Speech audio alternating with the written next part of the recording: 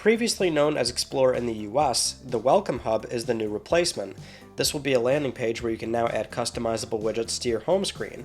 That includes trophies, battery, storage, accessibility, game captures, official game news, wish list, discover tips, PlayStation Plus, friends online, friend activities, and the PlayStation Store. You can toggle these on and off as you wish, and you can also adjust the size of them, ranging from 3 options, the larger window offering more information at a glance. When looking at widgets, you can also tab through different windows with L1 and R1, and in some cases you can hit options on things like storage and specify which storage locations you want to see by default. You can also place widgets where you wish so that the most pertinent ones are on the left and the ones you may not always need to see right away are on the far right. There's also some pre-arranged options you can select right away that might fit your gaming habits if you're, say, focused more on single-player experiences or multiplayer ones. You can also change the background of the Welcome Hub as well. There's a selection of animated ones from PlayStation, or you can pick a game capture from your media gallery.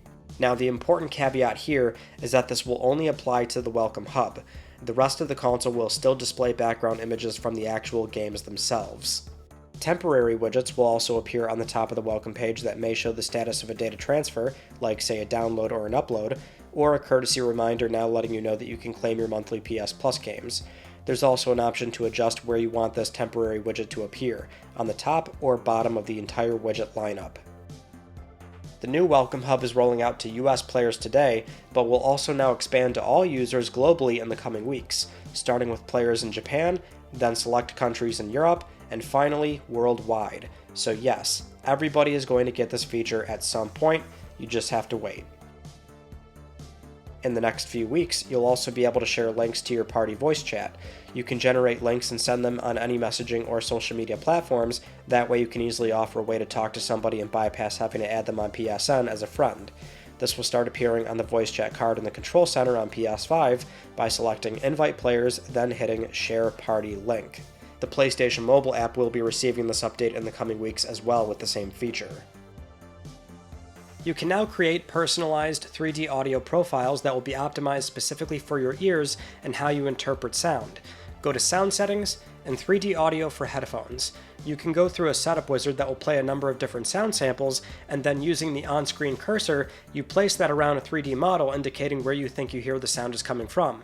And before you do this, here's a tip.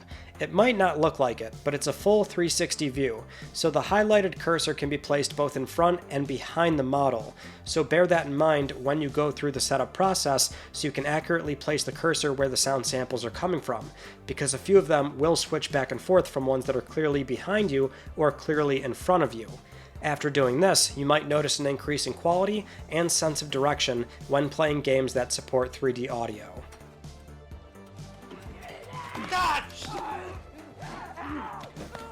PS5 Slim consoles, the CFI 2000 model series, can now use adaptive charging for the USB-C ports. Head to System Settings, Power Saving, Features available in rest mode. From here, you can set your power to adaptive.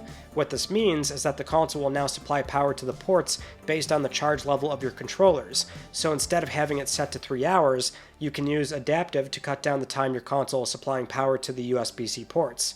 And this will work for all controller types, so the DualSense, DualSense Edge, PSVR 2Sense controllers, and the Access controller.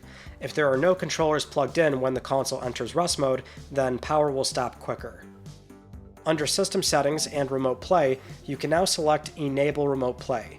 This will let you toggle on-off switches for Remote Play based on the users that are on the console, so it's no longer an on-off switch for the entire console, you can set it on a user-per-user basis.